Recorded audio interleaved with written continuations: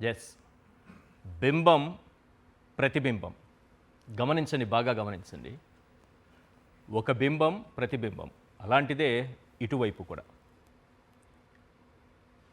ఎందుకు ఇది చూపించాను అంటే, ఒక ఫోటో ఎన్నో విషయాలను చెబుతుంది, మనతో ఎంతో మాట్లాడుతుంది, ఎన్నో సందేశాలు ఇస్తుంది, మరెన్నో సందేహాలను నివృత్తి చేస్తుంది, ఎంతో విజ్ఞానం పంచుతుంది, ఎంతో చైతన్యం కలిగిస్తుంది.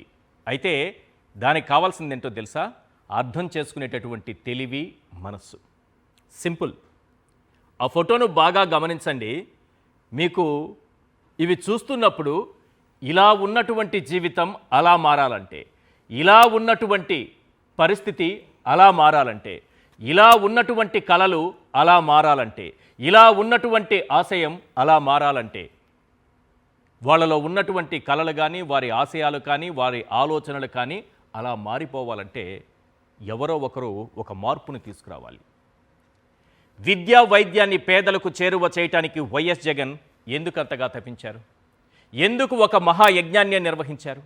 వాటిని పేదలకు అందకుండా ఎందుకు కొందరు అంతగా అడ్డుపడుతున్నారు? ఎందుకు ఆ మహాయజ్ఞానికి విఘ్నాలు కలిగిస్తున్నారు? ఈ ప్రశ్నలకు ప్రతి సామాన్యుడు సమాధానం వెతకాలి. ఎప్పుడైతే ఆ ప్రశ్నలకు సమాధానం పేదలు గ్రహిస్తారో ఆ క్షణమే వారికి ఎవరు తమ కోసం పాటుపడ్డారు, ఎవరు తమను ముంచేయడానికి ప్రయత్నిస్తున్నారో అర్థమవుతుంది.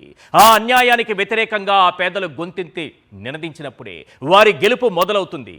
ఆ గెలుపు ఎలా ఉంటుందంటే, పెత్తందారుల కొమ్ములు విరిచేదిగా, చరిత్రలో నిలిచిపోయేదిగా, భావితరాలు సైతం కొన్ని తరాల పాటు గర్వంగా చెప్పుకునే స్థాయిలో ఉంటుంది.